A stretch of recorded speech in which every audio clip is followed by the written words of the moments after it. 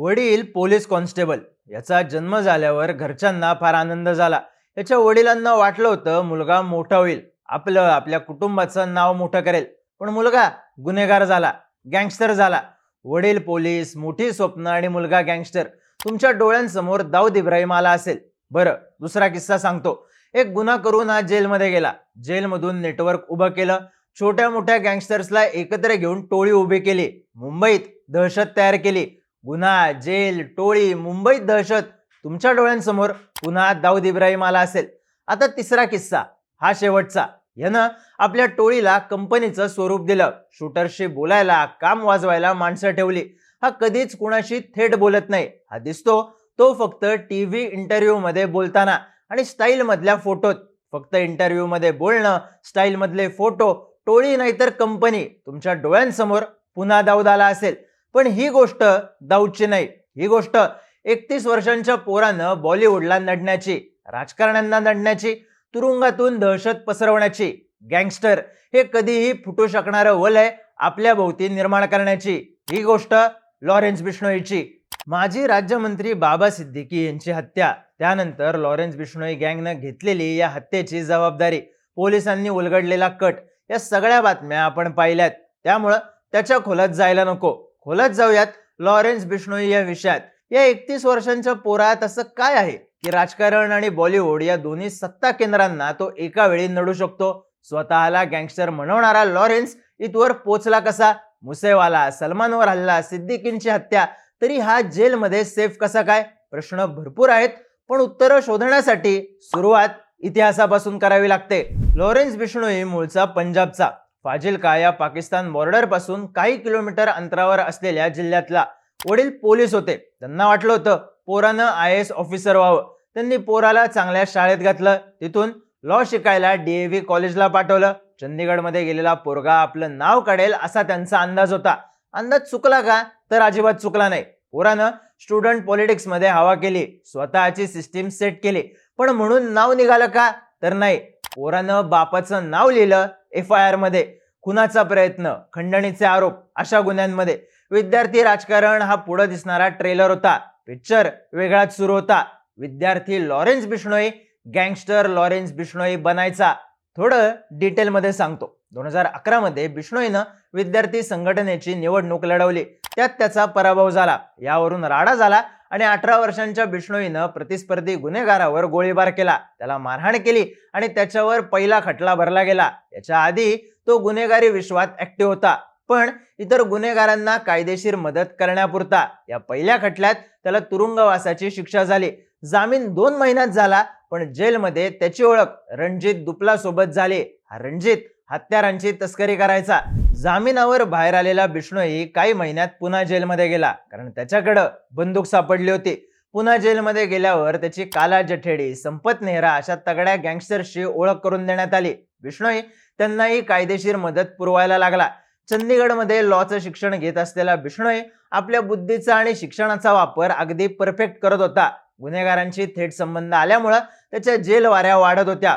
Jaipur gel, seeker gel ठिकाणं बदलत होती, पण लॉरेन्स बिश्नोई त्याचा नेटवर्क स्ट्रॉंग करत होता. 2015 मध्ये त्याला जेलमधून कोर्टात हजर करणार होते. त्याला पोलिसांच्या गाडीतून नेलं जात होतं, पण अचानक या गाडीला बिश्नोईच्या साथीदारांनी घेरलं. फायरिंग झाली आणि बिश्नोई पोलिसांच्या तावडीतून सुटला.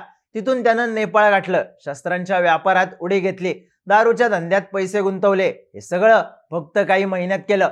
मग 2016ला तो पुन्हा पोलिसांच्या ताब्यात आला. थोडक्यात मागच्या 10 वर्षात काही महिनेच सोडले तर लॉरेन्स बिश्नोई जेलमध्येच आहे. त्याच्यावर 24 ते 25 गुन्हे आहेत. खंडणी, खुनाचा प्रयत्न, खून, पोलिसांवर हल्ला, दंगल घडवण्याचा प्रयत्न, धमकी, अवैध व्यापार, लिस्ट प्रचंड मोठी आहे. बिश्नोईला 2016 मध्ये राजस्थानच्या भरतपूर जेलमध्ये ठेवण्यात आलं. तिकडून त्याला मे 2021 मध्ये दिल्लीच्या मंडलोली जेलमध्ये शिफ्ट करण्यात आलं. तिकडून मे 2022च्या आधीच त्याला तिहारला आणलं आणि आता तो गुजरातच्या साबरमतीच्या हाय सिक्युरिटी जेलमध्ये आहे. बिश्नोईला सिक्युरिटी रिझन्समुळे जेलमधून शिफ्ट करण्यात येतं. असं कारण कितीही सांगण्यात येत असलं तरी एक गोष्ट स्पष्ट आहे, बिश्नोईला जेलमधली सिस्टीम ताब्यात घेता येते. जेल राजस्थान मधला असेल किंवा अगदी तिहार, बिश्नोई जेलमध्ये बसून सूत्र हलवतो, फोन फिरवतो, सुपाऱ्या घेतो, देतो, वाजवतो, खंडणी गोळा करतो. भारतातले 11 राज्य, जगातले 6 देश इथली बिश्नोई टोळी कंट्रोल करतो आणि बाबा सिद्दीकींसारख्या मोठ्या नेत्याची त्यांच्याच भागात हत्या घडवून आणतो. जेलमधल्या होल्ड बद्दल बोलूच, पण आधी बोलू बिश्नोईच्या गँगस्टर होण्याबद्दल. लॉरेन्स बिश्नोई गँगस्टर बनला बिरजा करून. गोल्डी ब्रार हा त्याचा मित्र. गुन्हेगारीत गोल्डी सिनियर, पण डोकं जास्त लॉरेन्सकडे होतं. त्यामुळं गँग लॉरेन्सनं चालवली. गोल्डी कॅनडामध्ये शिफ्ट झाला आणि तिकडून सपोर्ट उभा राहिला. जेलमध्ये बिश्नोईला जग्गू भगवानपुरिया आणि रॉकी फाजिल्का हे 2 लोकल गँगस्टर्स भेटले होते.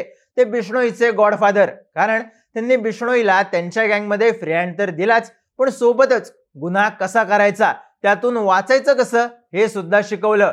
मुळशी पॅटर्न पिक्चर मध्ये नन्याबाई सुद्धा हेच शिकवतो आणि रावल्या बकासूर बनतो. लॉरेन्सनेही हेच केलं.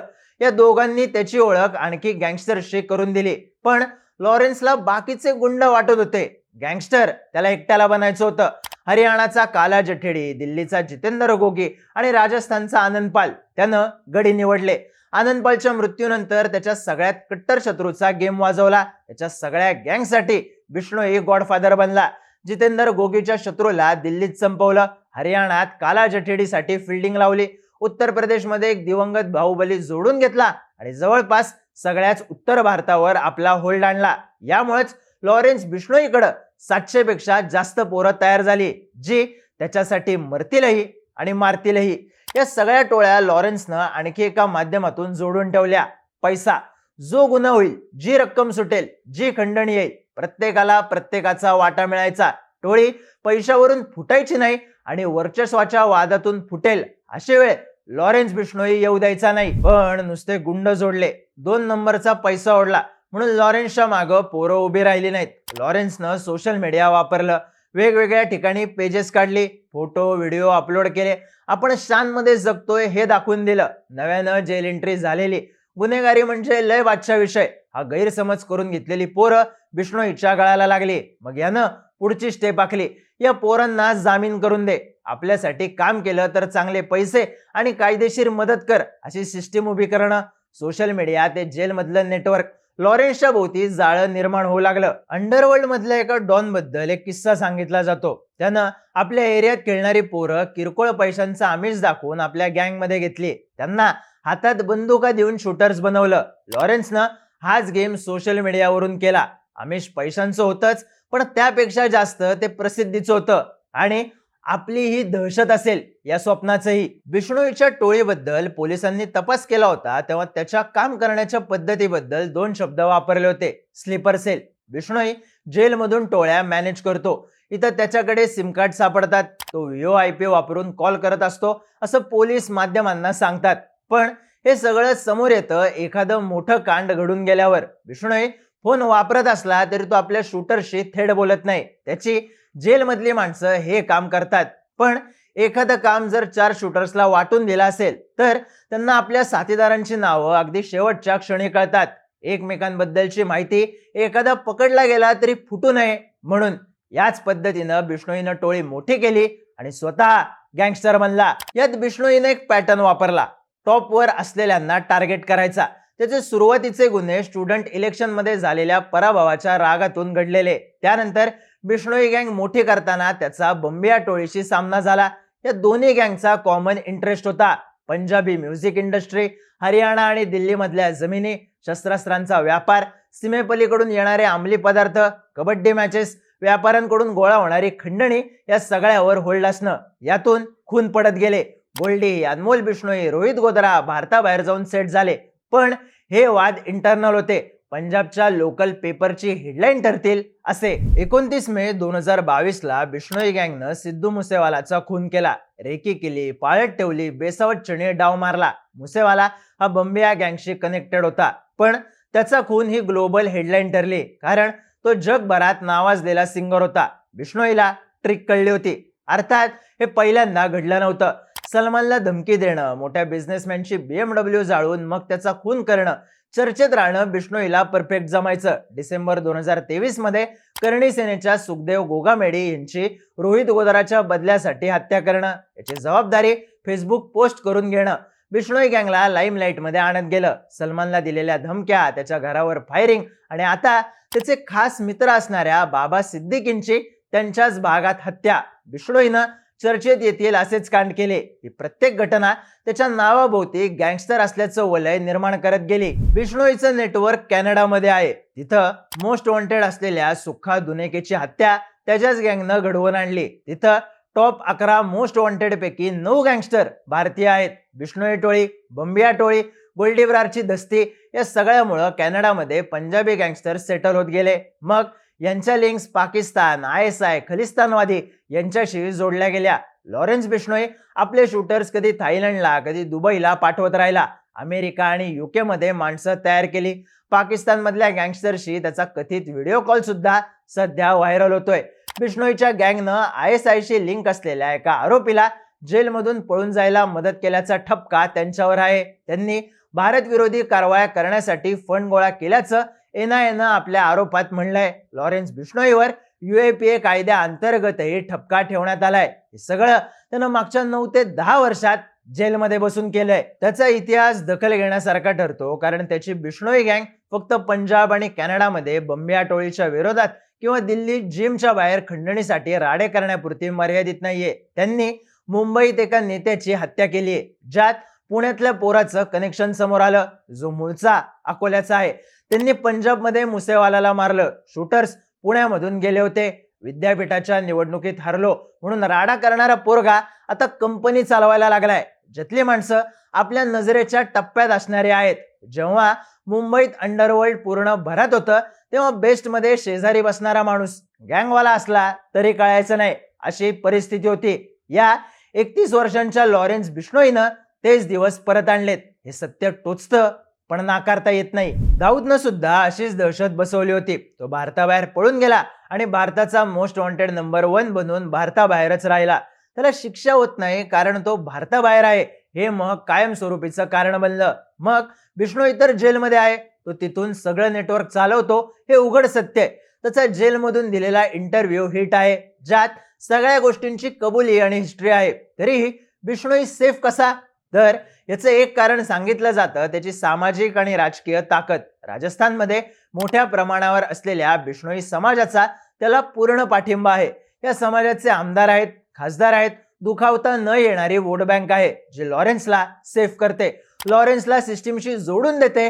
असे आरोप कायम होत राहतात. सोबतच उत्तर प्रदेश, हरियाणा, पंजाब, राजस्थान अशा राज्यांमध्ये लॉरेन्सचे पॉलिटिकल कनेक्शन्स तगडे असल्याचे आरोप होतात. हीच गोष्ट लॉरेन्सला सेफ ठेवते अशी चर्चा होते. पण याचा अर्थ लॉरेन्स पूर्ण सेफ आहे का? सध्या लॉरेन्स जेल बाहेर येत नाही. त्याच्यावर असलेल्या गुन्ह्यांचा तपास NIA आणि ED करतायत. त्याला जन्मठेप, फाशी अशी कुठलीही शिक्षा झालेली नाही, पण तरीही तो जेलच्या बाहेर येत नाही. याचे एक कारण म्हणजे तो जामीन मागत नाही. त्याला जेल हेच त्याच्या साम्राज्याचं सगळ्यात सेफ हाऊस वाटतं. ऑगस्ट 2023 मध्ये केंद्रीय गृह मंत्रालयानं त्याच्यावर CRPCचं कलम 268(1) लावलंय, ज्यामुळं त्याला जेलच्या बाहेर येता येणार नाही. हे कलम हटवलं जात नाही तोपर्यंत. त्यामुळे त्याची कोर्टातली हजेरी सुद्धा व्हिडिओ कॉन्फरन्सिंग मधूनच होते. पण तरीही लॉरेन्स बिश्नोई जगाला दिसत राहतो. TV चॅनलला दिलेल्या इंटरव्ह्यू मधून, हत्येनंतर येणाऱ्या फेसबुक पोस्ट मधून आणि बिश्नोई टोळीच्या दहशतीमधून. फेब्रुवारी 1993 मध्ये लविंदर बिश्नोईंना वाटलेलं आपला मुलगा IAS बनेल. सुनीता बिश्नोईंनी हट्टानं त्याचं नाव लॉरेन्स ठेवलं. त्याचा अर्थ होतो स्वच्छ आणि चकाकणारा. 31 वर्षांनी हाच मुलगा ना IAS बनला आणि ना नावाच्या अर्थाप्रमाणे लॉरेन्स. त्यानं देशात जितकी दहशत आणि भीती पसरवली, तितकीच भीती त्याच्या मनातही आहे. कारण तू कोणाला तरी संपून मोठा झाला, उद्या दुसरा कोणीतरी तुला संपून मोठा होईल. हा फक्त मुळशी पॅटर्न मधला डायलॉग नाहीये, तर गुन्हेगारी या 4.5 अक्षरांभोवती फिरत आलेला इतिहास आहे. दहशतीचा फुगा फोडणारा आणि वास्तवाची जाणीव करून देणारा.